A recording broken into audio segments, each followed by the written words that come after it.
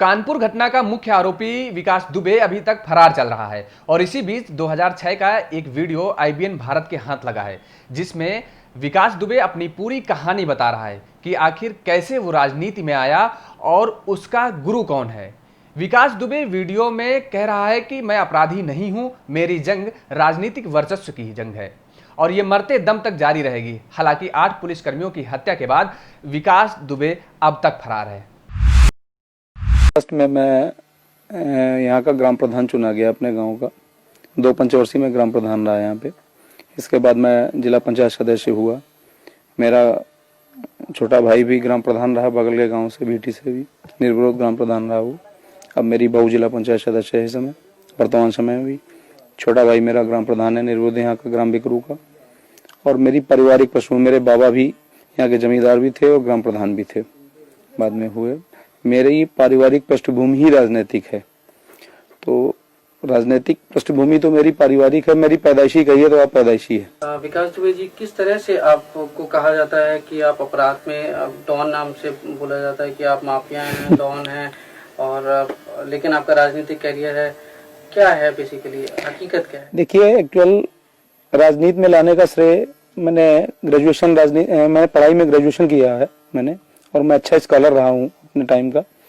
राजनीति में लाने का श्रेय मुझे स्वर्गीय हरिकिशन श्रीवास्तव जी का है, जो मेरे राजनीतिक गुरु थे और उत्तर प्रदेश के कई बार मिनिस्टर रहे और उत्तर प्रदेश विधानसभा के अध्यक्ष भी रहे वो। उन्होंने मुझे राजनीति में लाने का प्रयास किया और उन्हीं के प्रयास से मैं राजनीति में आया। और जिस दिन से मैं राजनीति में आया तो लोगों को मेरे प्रभाव से और मेरी लोकप्रियता से जलसी होने लगी। आज तक कोई भी ऐसा मामला नहीं है जिसको मैंने अपने हाथ से मैंने कोई अपराध किया हो या मैंने कोई अपराध को बढ़ावा दिया हो। अपराध से मेरा कोई दूर दूर से रिश्ता नहीं है। मेरी राजनीतिक वर्चस्व की जंग है जो मेरे जिंदगी तक और मेरे मरते दम तक जारी रहेगी। लेकिन इस राजनीतिक वर्चस्व की जंग में बम, गोली और हत्या ये सब चलता नहीं, ऐसा नहीं है। हमारे यहाँ हमारी राजनीतिक जंग में कभी भी ऐसा कुछ भी नहीं हुआ कि मैंने किसी को मरवाया हो या किसी को मारा हो या किसी को मारने के लिए प्रेरित किया हो। किसी के ऊपर आरोप लगा देना, आप तो समझते हैं कि उत्तर प्रदेश में होता क्या है कि मर्डर कहीं होता है, फंसाए कई लोग जाते हैं। मर्डर कोई करता है, उसके भाई, उसके खानदान, उसके परिवार, उसके सब सारे लोगों को फंसाया जाता है। ये उत्तर प्रदेश की एक ये ट्रेंड बन गया है लोगों का राजनीति में फंसाने का, और उसी का मैं शिकार हुआ हूँ। श्रम राज्य मंत्री संतोष शुक्ला का हत्या का आपके ऊपर आरोप लगा, उस वक्त आप कहाँ थे? क्या वो हत्या आपने की? जी नहीं, जिस दिन उनकी हत्या हुई थी उस समय मैं थाने में अपनी FIR लिखाने गया हुआ था। मेरे ऊपर अटैक हुआ था। उसके बाद मैं जब वहां से चला आया, जब अपने ऊपर अटैक किया मेरे ऊपर, मैं उस दिन कानपुर जा रहा था अपनी पत्नी को लेकर। वो बीमार थी, उनको किडनी पेन था। रास्ते में मेरे ऊपर बम से अटैक किया गया, बम और गोलियां चलाई गई मेरी गाड़ी पर। तो मैं उसकी FIR, जब मैंने SP कानपुर देहात को फोन किया कि मेरे ऊपर इस तरीके से घटना हुई, तो उन्होंने मुझे कहा कि आप वहीं रुकिए, मैं फोर्स भेज रहा हूँ। फोर्स मुझको वहां से लेके आया, मैंने थाने में FIR लिखाई और मैं चला आया। इसके बाद थाने में जिन मंत्री जी का आप नाम ले रहे हैं, वो मंत्री जी किन्हीं कारणों से अपना पहुंचे और उन्होंने किसी तरीके से पुलिस से उलझाव किया। वहां लोगों से उनकी कहासुनी हुई। इसके बाद क्या हुआ क्या नहीं हुआ उससे मेरी जानकारी नहीं है। उनकी हत्या की जानकारी या उनके मरने की जानकारी मुझे लखनऊ में हुई। हत्या के कई चश्मदीद थे। मनोज शुक्ला, जो संतोष शुक्ला मंत्री के भाई थे, उन्होंने आपको देखा था कि आपने गोली मारी है? नहीं, ऐसा कुछ नहीं। ये देखिए, इस बात को तो अदालत में इसका ट्रायल हो चुका है मुकदमे का, और अदालत में इस चीज साबित हो चुकी है कि मनोज शुक्ला पेशबंदी में उनसे, मनोज शुक्ला के साथ जितने उनके गनर, संतोष शुक्ला जी के साथ गनर, शैडो ड्राइवर और उनके प्राइवेट लोग थे, उन्होंने सारे ने गवाही दी कि जिस समय संतोष शुक्ला का मर्डर हुआ उस समय विकास दुबे या जो लोग आरोपित लोग हैं इनके परिवारजनी, ये लोग मौके पर नहीं थे। इनका नाम पुलिस के कहने पर FIR में लिखाया गया। जैसा पुलिस ने कहा मैंने वैसा FIR में लिखाया। अब वो मुकदमा ट्रायल होने के बाद भी उसमें दोषमुक्त हो चुके हैं सारे लोग, और उस मुकदमे की कार्रवाई सारी जो कुछ थी वो समाप्त हो चुकी है। मैंने अदालत में सरेंडर किया, न्याय में मेरा विश्वास था, मैंने अदालत में सरेंडर किया और उस मुकदमे को फेस किया। सारे ट्रायल को, जितने दिन ट्रायल रहा मैं अंदर रहा। मैंने ट्रायल पे मेरा जब ट्रायल हो गया, मैं समाप्त हुआ, मेरा मुकदमा खत्म हुआ, उस समय मैं जेल के बाहर आया। विकास दुबे जी, आप इस बात से सहमत हैं कि संतोष शुक्ला मंत्री जो थे जी, उनसे आपकी डायरेक्ट चुनावी रंजिश थी? नहीं, ऐसा मेरी उनकी कभी कोई रंजिश मैं यहाँ तक कि मेरा कभी कोई गाली गलौज तक नहीं हुआ उनसे। हाँ, राजनीतिक वर्चस्व की जरूर लड़ाई थी। कहा जाता है डॉन है, क्या आप मानते हैं? नहीं, ऐसा कुछ भी नहीं है। मेरी ओपिनियन, आप क्षेत्र में जाइए, हमारे कम से कम विधानसभा, अगर पूरे जिले में नहीं जा पाते हैं तो कम से कम मेरी विधानसभा में जाके और प्रति गांव एक आदमी से सर्वे करिए। खाली विकास दुबे के बारे में व्यक्तिगत है, विकास दुबे का एक काम देखिए। विकास दुबे इस क्षेत्र के सबसे बड़े लैंडलॉर्ड हैं। हमारे पास सारे हैं, मैं स्वयं की खेती कराता हूँ, स्वयं का मेरा व्यापार है, स्वयं का मेरा स्टेट कॉर्पोरेशन का काम है, मेरा आर्थिक भी है। आज तक मैंने कोई आर्थिक ऐसा नहीं कि मैंने कोई आर्थिक अपराध कराया हो, किसी अपराध में संलिप्त रहा हूँ। आरोप लगा देने से ही कोई अपराधी उड़ान नहीं हो जाता है। विकास दुबे के वर्चस्व को कम करने के लिए ये सारे मुकदमे फर्जी लगाए गए, जो कि अदालत में सारे खत्म हो चुके हैं। 2-4 मुकदमे भी ट्रायल पर हैं, जिनका मैं फेस कर रहा हूं, और ट्रायल होने के बाद जो भी अदालत निर्णय करेगी उसको मान्य करूंगा। मैं एक चीज जानना चाहता हूँ, छात्र जीवन से लेके अब तक आपके ऊपर कितने मुकदमे लगे गए, कितने में आप बरी हुए, कितने अभी आपके ऊपर चल? मेरे हिसाब से 45 मुकदमे आज तक मेरे ऊपर खिलाफ कायम किए गए। किस तरह के? गैंगस्टर के हैं, गुंडा एक्ट के हैं, पुलिस के। अभी आपने बताया सहारनपुर में साहब दिखाया कि साहब वो गैंगस्टर में वहां से वांछित थे, तो चूरन, नशे का चूरन खा रहे थे। आप जो आदमी अपने पूरी लाइफ में जिसने चाय न पी हो, 22 साल से चाय न पीता हो, उस आदमी को नशे का चूरन खाते हुए बता रहे हैं। आप सोच समझ सकते हैं कैसे मुकदमे पुलिस लगाती है, ये पुलिस स्वयं जानती है। तो आपकी जो छात्र राजनीति थी उसमें आपने कभी पार्टिसिपेट किया? क्या आप छात्र राजनीति से जुड़े रहे? नहीं, जब तक मैंने छात्र जीवन रहा तब तक मैं राजनीति में नहीं रहा। छात्र जीवन के बाद मैं राजनीति में आया। छात्र जीवन मेरा बिल्कुल एकदम संयमित था। मैं छात्र जीवन, मैंने जैसे एक छात्र का जीवन होता है वैसे मेरा संयमित जीवन था। अच्छा, ये बताएं, आपके बारे में ये भी कहा जाता है कि छात्र राजनीति में आप चुनाव लड़वाने का काम करते थे। यस, हाँ। क्या है वो? नहीं, मैं चुनाव लड़वाता था, ये बात सही है। चुनाव में अपने कैंडिडेट लगाता था, अपने कैंडिडेट को सपोर्ट करता था, चुनाव जिताता था। ये आप मान लीजिए कि हो सकता है ये गॉड गिफ्टेड भी रहा हो मेरे साथ, क्योंकि मुझे राजनीति से छात्र जीवन में ही कुछ मेरे अंदर जम्स आ गए थे कि नहीं है, किसी को प्रेसिडेंट बनाना है अपने यार मित्र को, या ये आदमी अच्छा है, इस काबिल है, किसको प्रेसिडेंट बनाया जाए, इसको महामंत्री बनाया जाए। लेकिन ये भी कहा जाता है कि आप इसी राजनीति से इतने प्रेरित हुए कि आपने संतोष शुक्ला को बीच थाने में इतने सारे लोगों की भीड़ में मारा, जो आप पे आरोप लगे, और आप हाईलाइट होना चाहते थे, इसीलिए आपने ये सब कारनामे किए। ये कहाँ तक सच है? देखिए, ये सब मनगढ़ंत बातें हैं और बेबुनियाद बातें हैं। संतोष शुक्ला की ना तो मैंने हत्या की और न कभी मैंने उनका हत्या का ख्याल लाया मेरे जीवन में, और मैं भी उनसे, जिन लोगों ने हत्या की है उनसे मैं सहमत नहीं हूँ। किन्हीं लोगों ने भी की हो उनकी हत्या, चूंकि राजनीति में वर्चस्व में इतनी है। लेकिन संतोष शुक्ला की छवि चूंकि हमारे यहाँ अच्छी नहीं थी। संतोष शुक्ला के, विकास दुबे के कोई दुश्मन नहीं थे। संतोष शुक्ला ने जिन 50 लोगों को, हजारों लोगों को यहाँ जबरिया जेल में बंद कराया, फर्जी मुकदमे लगवा के, हो सकता है उन्हीं में से कोई उनका इंटेंशन रहा हो। और इवन यहाँ तक मालूम है कि संतोष शुक्ला के परिवार में, खुद संतोष शुक्ला ने 4 मर्डर करा रखे हैं अपने परिवार में। ये शायद आपको जानकारी नहीं होगी, मैं आपको व्यक्तिगत जानकारी बता रहा हूँ।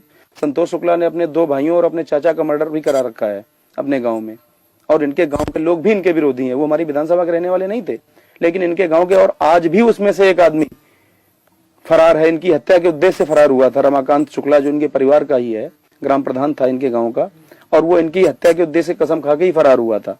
हो सकता है उसने भी मौके का फायदा उठाया हो। एक चीज और भी है कि जब उनकी हत्या होगी, आप इतने चर्चित हुए, पूरे देश में आपका नाम हुआ, तो उसके बाद आप वसूली का कारोबार करने लगे, आप लोगों को जो है। आज तक कोई ऐसा प्रमाण नहीं है, सरकारी तौर पर या लिखित तौर पर भी ऐसा कोई प्रमाण नहीं है, और विकास दुबे को ऐसी जरूरत भी नहीं है। विकास दुबे को ऊपर वाले ने जो दे रखा है उसमें विकास दुबे संतुष्ट है। तो ऐसा क्यों है? लोग देखिए, आपको शायद ना लगे, आपके इलाके के लोग की पूजा करते नहीं, मुझे ऐसा नहीं लगता। आपके नाम से नहीं, मुझे ऐसा नहीं लगता कि मुझे लोग हैं। मैं तो जिस समय गांव में या क्षेत्र में अपने निकलता हूँ, छोटे छोटे बच्चे भी पंडित जी कह के आगे मेरी गोद में आ जाते हैं। मैं कैसे जानूं कि लोग मुझे खौफ खाते हैं? और दूसरी बात मैं आपको बताऊं, खौफ से सिलेक्टेड हुआ जा सकता है, इलेक्टेड नहीं हुआ जा सकता है। इलेक्टेड आदमी वही हो सकता है, और आज तक मैं कभी सेलेक्ट होके कोई मैं नेता नहीं बना, ना मैंने पाया। आज तक जितने भी इलेक्शन लड़े, मैंने पब्लिक इलेक्शन लड़े, और आज के इस दौर में पब्लिक को टेरर में लेना या पब्लिक को टेरर लेके वोट लेना, ये संभव नहीं है। तो अभी आप नेक्स्ट क्या करेंगे? एमएलए का चुनाव लड़ेंगे या नहीं? मेरी आकांक्षा तो यही है कि मैं स्वस्थ हो जाऊं जल्दी, और स्वस्थ होने के बाद मेरे हाई कमान से मुझे निर्देश भी है कि जितनी जल्दी स्वस्थ हो जाएं आपको इलेक्शन लड़ना है।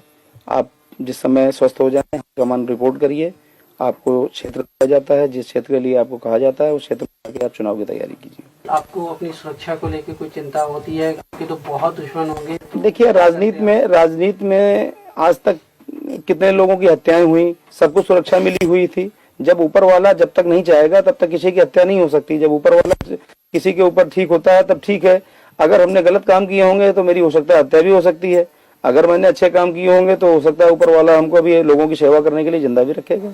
लेकिन फिर भी सुरक्षा को लेके आप क्या एहतियात बरतते हैं? क्या सरकारी सुरक्षा आपने मांगी? देखिए, मुझे अभी तक सरकारी सुरक्षा प्राप्त थी। इस गवर्नमेंट में 11 दिसंबर 2004 तक 4 जनवरी 2005 तक मुझको सरकारी गनर प्राप्त था। एक बार नहीं, 3 4 बार प्राप्त रहा मुझे।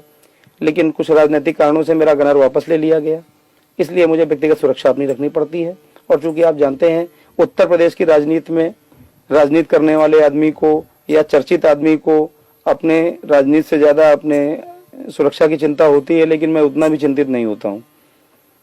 सुरक्षा अपनी जगह है, चिंतित है, क्योंकि मुझे ये विश्वास है कि मैंने पब्लिक में ऐसा कोई गलत काम नहीं किया है जो जनता ये करे।